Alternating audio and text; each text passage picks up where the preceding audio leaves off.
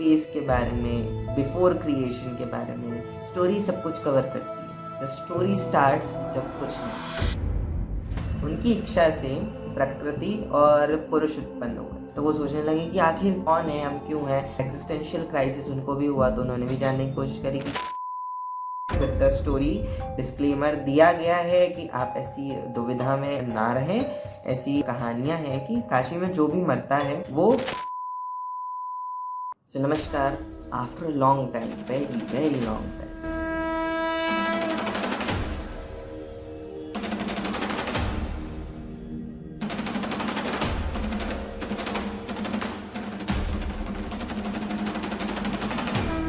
नमस्कार after a long time, very very long time, because बहुत लंबे टाइम से मैंने एपिसोड नहीं डाला है। And the last story we covered is about Bhimashankar. So for this story now, यहाँ पर मौसम थोड़ा ख़राब है और ज़िंदगी में भी मौसम थोड़ा ख़राब ही चलता रहता है। तो सोचा कि चलो एक नई नाव बनाते हैं, पार लगाते हैं, क्या पता। Now this is all about stories. We are specifically at the Page Talks focusing on stories. So, the current story जिस पे हम बात करने वाले हैं, that is basically about the द्वादश ज्योतिर्लिंग। हम द्वादश ज्योतिर्लिंगों की कथाएं पूरी करके फिर नेक्स्ट स्टोरीज पे जंप करेंगे, बिकॉज सीरीज़ कंप्लीट तो होनी चाहिए। बहुत सारी सीरीज़ ऐसी हैं जो इनकम्प्लीट है। एंड फॉर नाउ अगर मैं बात करूँ द्वादश ज्योतिर्लिंग में जो अगली ज्योतिर्लिंग है जिसका हम बात करने वाले हैं, तो जो वो है एक इंटरटेरेस्ट्रियल सिटी के बारे में, स्पेस के बारे में, बिफोर क्रिएशन के बारे में। स्टोरी सब कुछ कवर करती है। यानी बेसिकली ये स्टोरी जो एनवेलप की गई है शिव पुराण में, the story just converts a lot of things जो बाकी स्टोरीज में तो छुई भी नहीं जाती। And it's about Vishwanath. Vishwanath से नाम से ही पता चलता है पूरी दुनिया की कहानी कहीं ना कहीं से तो कनेक्ट होगी ही। तो for this story, the story starts जब कुछ नहीं था। जब कुछ नहीं था तब भगवान आए। द सेम स्टोरीज गोज, भगवान आए, फिर उन्होंने रूप लिया, शिव शक्ति बने। शिव शक्ति बनने के बाद उनकी इच्छा हुई कि संसार में रचना होनी चाहिए, कुछ होना चाहिए, फॉर जस्ट से कि वो अकेले नहीं रहना चाहते। उनकी इच्छा से दूसरे वही उत्पन्न हो गए। तो नाउ उन शिव शक्ति की प्रेरणा से, जब वो दिख नहीं रहे थे, they are just dissolved in the universe, तो उनकी इच्छा से प्रकृति और पुरुष उत्पन्न हुए। प्रकृति और पुरुष उत्पन्न हुए तो अब वो अकेले थे, तो वो सोचने लगे कि आखिर क्या है हमारे आसपास, कौन है, हम क्यों हैं। होता है ना, एग्जिस्टेंशियल क्राइसिस होता है। एग्जिस्टेंशियल क्राइसिस उनको भी हुआ, तो उन्होंने भी जानने की कोशिश करी कि क्या कुछ है जिसके बारे में हमें जानना चाहिए। एंड फॉर द सेम सेक उनने जब तपस्या करी, उन्होंने जब क्वेश्चन पूछा, तो यूनिवर्स जो कि खुद शिव और शक्ति हैं, उन्होंने रिप्लाई करा कि तुम तपस्या करो तो तुम्हें सब कुछ पता चलेगा। जब तुम ध्यान लगाओगे, जब तुम्हें सब पता चलेगा। तो उन्होंने पूछा ध्यान कहाँ लगाएं, यहाँ पर कुछ नहीं है। खाली स्पेस में देयर इज़ नथिंग जिसके बारे में जिस पर वो जाकर ध्यान लगाएं, तपस्या करें। वो खुद स्पेस में अकेले खड़े हुए हैं। एंड अगर वो खड़े हुए हैं तो वो ऑब्वियसली तपस्या कर सकते थे, ऐसा सवाल नहीं पूछा जाए। For the sake, for the content, for the creation and for the reason, कुछ ना कुछ होता है, तभी कुछ ना कुछ होता है। और ये इतनी रिडेंडेंट बात है बट बहुत डीप बात है। पोइट्री पढ़ा करो। So for that reason Shivji क्या करते हैं, एक 5 कोस की रेडियस की एक सिटी क्रिएट करते हैं सोने की, जिसमें हर साधन उपलब्ध होता है, हर तरीके की तकनीक, हर तरीके का जो भी सामान उन्हें आवश्यकता होगी वो सब अवेलेबल होता है, और वो सिटी उनके पास भेज देते हैं। It's like flying city. एक बड़ी सी यूएफओ उड़ती हुई आपके पास स्पेस में आ जाए, जस्ट लाइक दैट। तो वो उनके पास आती है, रुकती है, वो वहाँ पर जाकर तपस्या करते हैं। और वहाँ पर बीच में पहले से एक मंदिर बना होता है जहाँ पर अविमुक्तेश्वर शिवलिंग स्थापित होती है। एंड यही अविमुक्तेश्वर शिवलिंग जो है वही विश्वनाथ है, जो काशी के शहर में जो बीच में विश्वनाथ है, उनके पांचों तरफ, उनके चारों तरफ जो 5 कोस की काशी है वही पंचक्रोशी काशी है। और वहाँ पर जब पुरुष ने तपस्या करी तो उनके जब सालों तक तपस्या करी तो उनके शरीर से जो पसीना निकला, जो द्रव्य निकला सफ़ेद कलर का, वो इतना सारा हो गया कि वो बह के शहर को ही डुबाने लगा और बहाने लग गया। तो शिव जी ने क्या करा, उस शहर को अपने त्रिशूल पे धारण कर लिया एंड उसके बाद पुरुष और प्रकृति साथ में जाकर उस सफ़ेद जल के सागर में जाकर आराम करने लगे, विश्राम करने लगे, और वहाँ पर उनका नाम पड़ गया नारायण। बिकॉज नारायण का अर्थ होता है समवन हु स्लीप्स इन वाटर। तो नार का अर्थ जल होता है और आयन का मतलब समवन हु स्लीप्स। तो नारायण जो जल में सोते हैं, तो वो जाकर वहाँ सो गए, तो उनका नाम नारायण हो गया। नाउ वी नो कि ये विष्णु है। और अब विष्णु जी जब वो जल भर रहा था ना, तब उनके मन में आश्चर्य हुआ कि ये क्या हो रहा है। तब उन कुछ जेस्चर की वजह से उनके कान से एक ईयरिंग गिर गई, और जब वो ईयर पीस गिरा नीचे, तो वहीं पर जहाँ पर वो गिरा तो उसे मणिकर्णिका घाट कहने लगे। And the whole story goes कि अब विष्णु जी सो गए, उनकी नाभि से कमल निकला, ब्रह्मा जी उत्पन्न, उन्होंने ब्रह्मांड की रचना करी, 14 भुवन बनाए, और भी बहुत सारी चीज़ें डिटेल में बताई गई हैं। And basically what story is telling कि अब जो काशी है, अब ब्रह्मांड बनने के बाद शिव जी के मन में आया कि अगर इस संसार में जो इतने जीव हैं जो मेरे ही अंश हैं, अब वो उस माया के चक्र में फंस चुके हैं, पर अगर उन्हें मेरे पास आना होगा, मुझे जानना होगा, या फिर मेरे बारे में वो कुछ जानना चाहते होंगे, मुझ तक पहुंचना चाहते होंगे, तो आखिर वो किस तरीके से ये कर सकते हैं।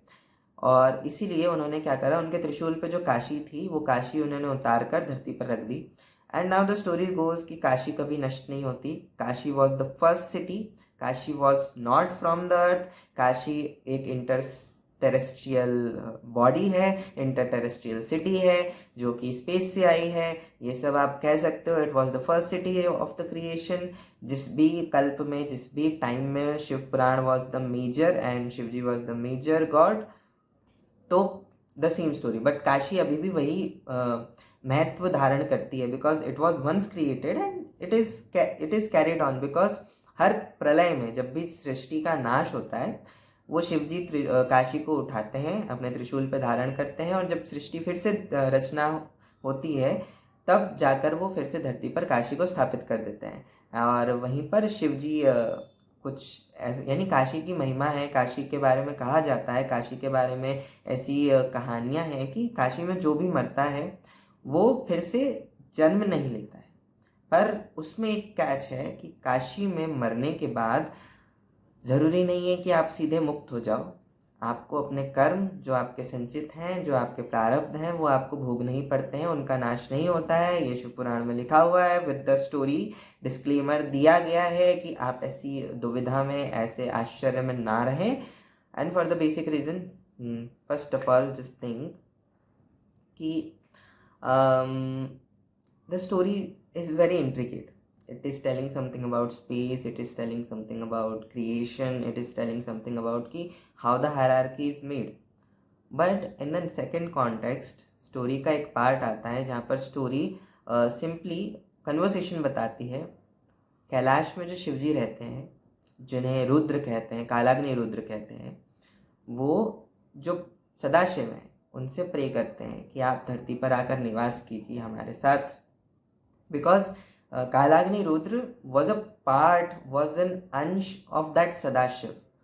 ही इज सदाशिव, बट इस जगह पे, इस लोक में आने के लिए they have to leave a lot of thing, they have to be smaller. वो पूरे के पूरे यहाँ नहीं आ सकते ना, एंड उनके कुछ रोल्स हैं, फॉर दैट रोल्स उन्हें बांधा गया है, उनके कर्म बांधे गए हैं, उनके कर्तव्य बांधे गए हैं। और जब तक सृष्टि में कुछ अबनॉर्मल नहीं होता है, इट इज़ मेंट कि सारे भगवान ट्राई करते हैं कि हम अपने जो रूल्स हैं उनको फॉलो करें, क्योंकि अगर ऑफिशियल्स ही फॉलो नहीं करेंगे रूल्स को, तो जो सबऑर्डिनेट्स हैं वो कैसे करेंगे। फॉर दैट रीज़न ऐसा था। तो दे प्रे कि आप भी यहाँ पर आके रहिए, ताकि हम आपके सानिध्य में अपने आप की पूर्णता को महसूस कर सकें। And for the second time, जो काशी में विश्वनाथ हैं या अविमुक्तेश्वर हैं, वो भी उनसे वही प्रे करते हैं, और वो ज़्यादा इमोशनल होकर प्रे करते हैं कि आप आके रहिए। एंड फॉर दैट सदाशिव आशीर्वाद देते हैं कि वो शक्ति के साथ सदा काशी में निवास करेंगे, और वो वहाँ पर जब तक काशी में जब तक पुण्य होगा, जब तक काशी की धरती पर रहेगी, तब तक वो काशी में अपने भक्तों की और जो भी उनसे प्रे करने आएंगे उन सब की कष्टों को दूर करके उन्हें सुख पहुँचाएंगे। और ऐसी ही होती है टेम्पलेट कहानी हमारे पुराणों में, बिकॉज हम जब तक कन्वर्सेशन नहीं करते हैं, स्टोरीज तो टेम्पलेट ही लगती हैं। कभी किसी डीप चीज़ के बारे में अगर बात करनी होगी तो we have to pick from stories, and for that हमें स्टोरीज पता होनी चाहिए। जैसे कि इफ़ यू जस्ट सी, हमने एक स्पेस सिटी के बारे में बात करी, एक सिटी के बारे में बात करी जो सबसे पहले क्रिएट की गई थी, और ये भी जाना कि उस सिटी का ओरिजिन क्या है, वो सिटी कहाँ से आई है, कहाँ जाती है, कैसे ऑपरेट करती है, and that is not from earth. So ये स्टोरी आने का कोई ना कोई रीज़न तो होगा। इफ़ नॉट कि हम अगर ज़्यादा ही आउट ऑफ द वर्ल्ड ना जाएं, फिर भी it is something from not earth, it has some special meaning.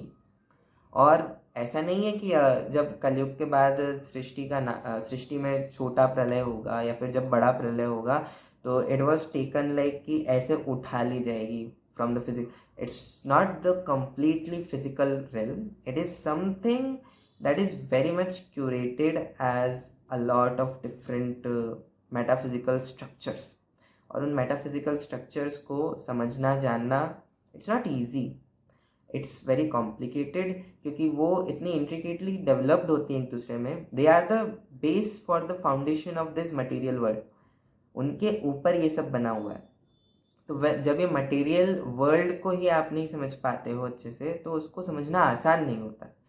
तो टू बिलीव और टू अंडरस्टैंड हम ऐसी स्टोरीज बनाते हैं, हम ऐसी स्टोरीज सुनते हैं जिन्हें इमेजिन किया जा सके। इट्स नॉट फिजिकली शिव जी आते हैं और उस शहर को उखाड़ के ले जाते हैं प्रलय के पहले। It is something that is more subtle, more on the spiritual और मेटाफिजिकल साइड। और उसे भी शायद जब मैं समझ जाऊंगा तब आपको समझना, because we are learning from the stories with the stories and continuing. Now the motive is simple, we have to share most of the stories, mostly what we understand, what you understand, and that's how stories will grow। Because stories नहीं जानी चाहिए, stories have some meaning, शायद वो हमें समझ ना आए, but आगे चल के अगर किसी के लिए वो मैसेज होगा तो वो एनवेलप आगे तक तो पहुंचना चाहिए। And for that see you, we will see you in the next episode. Till then, bye bye.